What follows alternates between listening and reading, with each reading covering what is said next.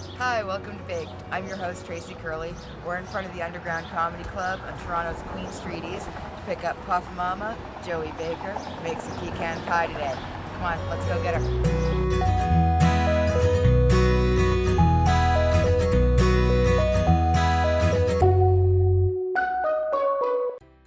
Hi, welcome to the second episode of Baked.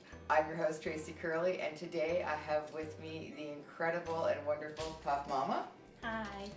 Now, for those of you who don't know, so a little bit about my history is this is the lady I first learned how to bake cannabis with many, many years ago. Now, this has got to be about 12, 15 years old now. That's a very long time. I should revamp it. Little self-published cookbook that I bought for $8 and taught me how to make butter, taught me how to make a whole bunch of stuff. If you don't know Puff Mama, you should follow her on Twitter. And you Mama 420. Puff Mama 420, and you should follow her on Instagram as well. Mama 420. And one of the things you should definitely check out is the Underground Comedy Club. Now you can tell us a little bit about the Underground.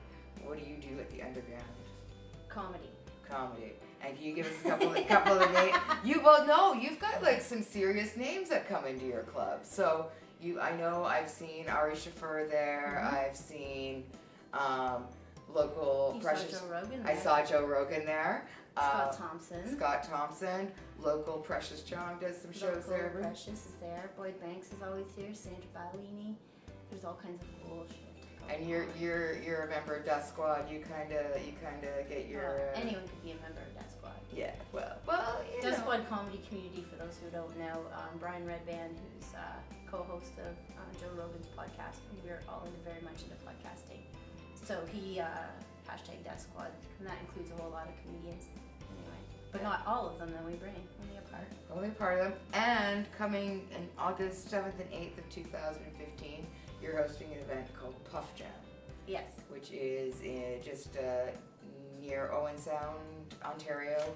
2 days, bands. Everybody that I know that went last year had an epic time. Yeah, so it's year 2. Yeah, and today we are going to make Puff Mama's famous pecan pie.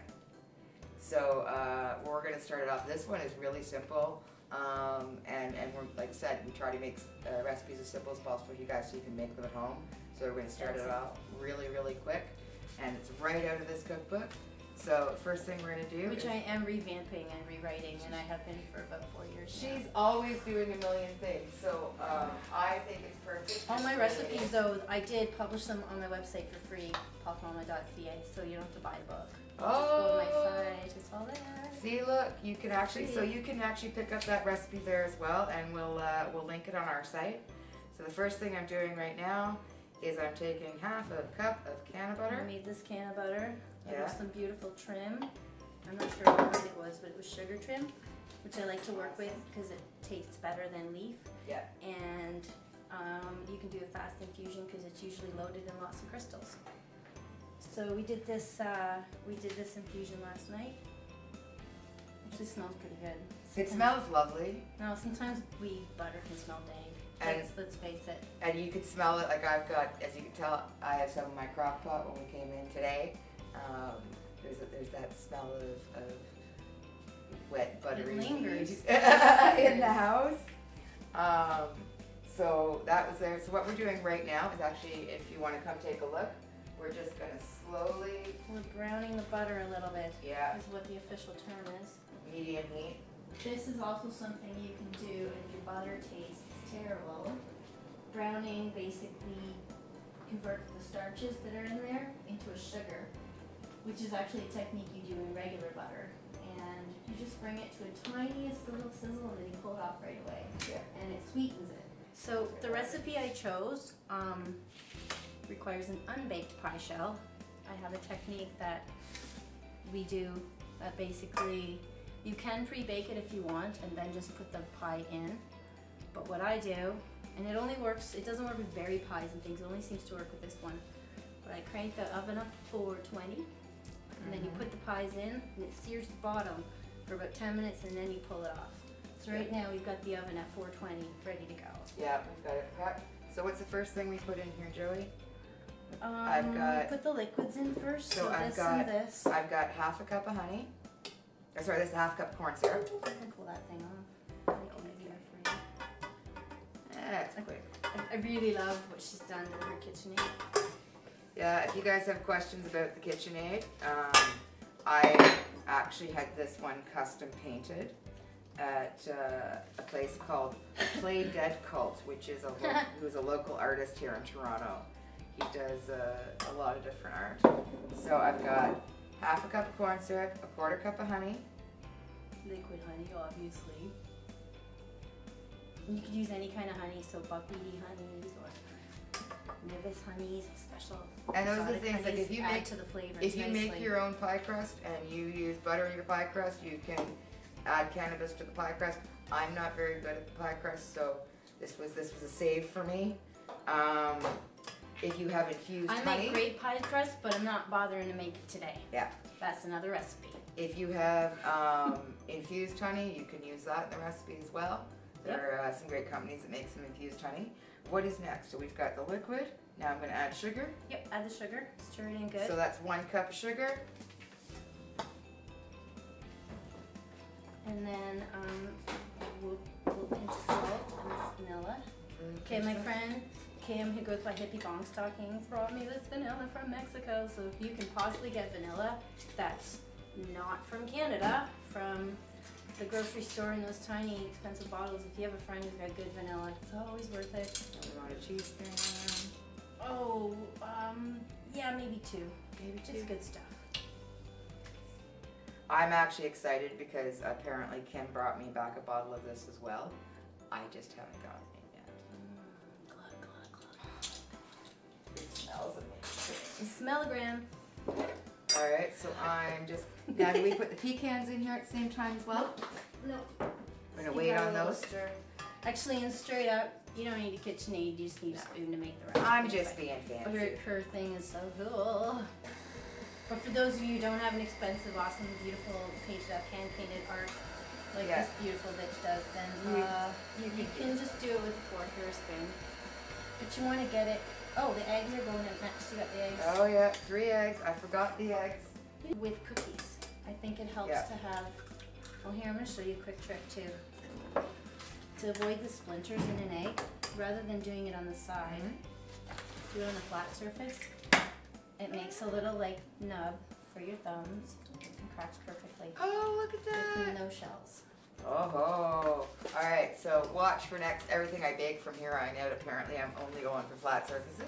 Well, you can do that, but sometimes you get splinters. That one's pretty round, so it's okay, but sometimes those tin rolls, I always make a tiny piece of egg I gotta shove in, so someone taught me that trick. Doing it on there, and then you just might have to clean a bag.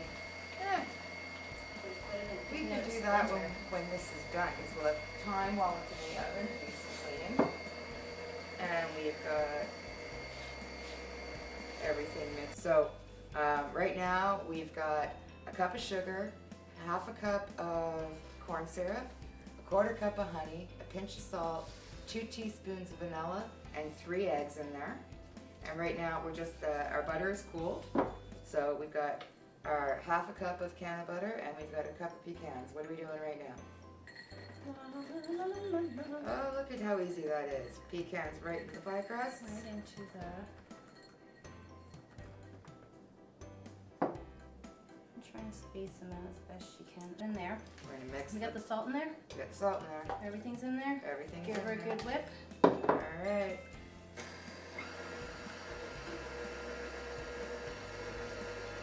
Alright, mix that pretty good. Pull her up and we're gonna pour it in as quick as we can. I wanna like the bowl. Ready? Half and half. Yeah, put half of it in one side, half of it in the other. We probably should have Measure that out. special that. Spatula. So she's gonna... I'm just gonna make sure that everything is even, which it looks like it is. And then what we do is we take these 2 pies and we put them in the oven to bake the bottom. So we're gonna put it in at 420 for the first 10 minutes, and then we're gonna drop And that reduce heat it. down to 350. Right there and there. Okay guys, so what we just did is we went into the kitchen and the pie crust has started to set. So because I have a small oven, the back of my oven tends to cook a little bit faster. So we switch the pies out, so move the back pie to the front and the front pie to the back, and turn the oven down to 310.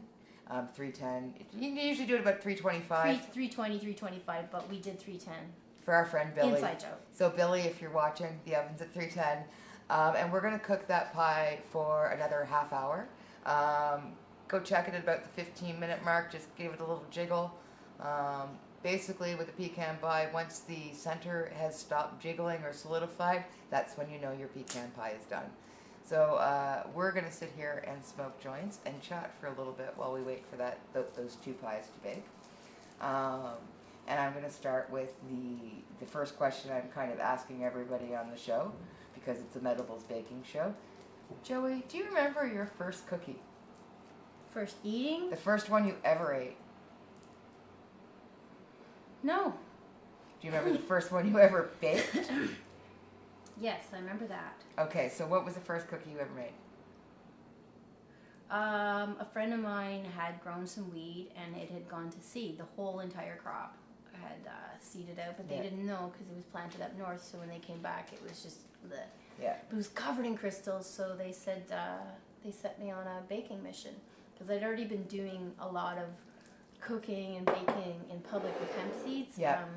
I used to go to this festival called Hillside Festival. Mm-hmm. It's in Guelph every year, and show up at a few other places, but show up with like just munchy cookies, nothing in them, good wholesome hemp seeds. And so yeah, my friend's like, can you just make me a bunch of batches? She had another friend who was a dealer, and it was close to Christmas, obviously. It was November. We're like, oh, let's just do some of that. Yeah, so I got half, she got half. But I remember the very first batch we did make too strong. And I don't know what it is with me and edibles. I can feel them, but I don't know, I like being there, so I'm never scared. Yeah. I'm never, ooh, it's too much. Yeah. I'm all like, I don't know. I've always been a nibbler, though. I never eat a whole cookie. That's always a trick. Eat a whole cookie hit you all at once. Yeah. Whereas if you nibble on it, you can go as high as you want, because you're just doing it like steps on a ladder. So I remember though that two people around me threw up. Oh. Greened out so bad. One guy was on the couch, like totally in fetal, going, "What the fuck did you put acid in that cookie?" I was like, "Nope." But the strain, hear me out, is G13. Oh, that's funny. G13 has a really, really, really good chemical profile. So it's they call it an indica that acts like a sativa. Yeah. So I imagine that chemically we got every bit of chemical active. Yeah. I just remember being a happy camper. I don't know. And again, we talked about this last week, guys. Again, she talked about eating like little bits, nibble at it. It's always easier to eat more. You can never eat less. So start slow, because again, the ride is not always great if you go too far. Another thing I noticed, and I think it has something to do with THC gets processed through your liver and becomes from a delta 9 to a delta 11. Yeah. So that's why you have a different high off of edibles. The funny thing is that I've noticed that the bigger guys go down faster. Speedier, smaller, more hyperactive people, their livers process things faster than people who are bigger. And anyone who's been an alcoholic or had to deal with a lot of chemicals, their liver is really like a sieve. It's clogged. So the weed sits there. Yeah. So I find it's more efficient, shall we say, for people who have less healthy livers. But I do notice that the bigger the person is, sometimes they go down harder and faster. And now that you mention it, that's actually kind of interesting, because I've kind of noticed that myself. And I've said this before. It's like, I know big old guys that can smoke giant cannons, but I give them a tiny bit of cookie, and they're on the floor. Yeah. And so, then speedy, hyperactive girls are like, I don't know, I didn't feel that. I didn't feel a thing. What are we doing now?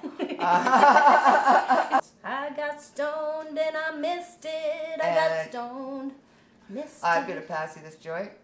And no, I didn't miss it. You should carry that with you, because I think that should have brought us to about time. Let's go jiggle some pies. Check it, jiggle the pies. Puff Mama pecan pie. They look amazing. I am so excited about these. It's too hot right now, folks. You gotta let it sit for about 10-15. Yeah, you want to let them cool completely. You can't cut them yet. Whipped cream, ice cream. This will be about. You could eat them now. It'll be burning and mushy. And for dosage, each pie will be about 6 to 8 portions.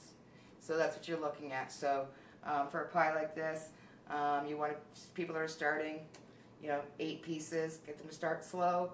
If you're regular consumers of cannabis, 6 pieces should be pretty good. And that is our second episode of Baked. Thanks for watching. Thanks, Joey Puff Mama, for Thanks coming for by. having me. This is so awesome. So exciting. There's our big hug. Check us out on YouTube, check us out on Pot TV, and check us out on tracycurley.ca. Thanks for watching Baked, and we'll see you next week. Thanks, guys.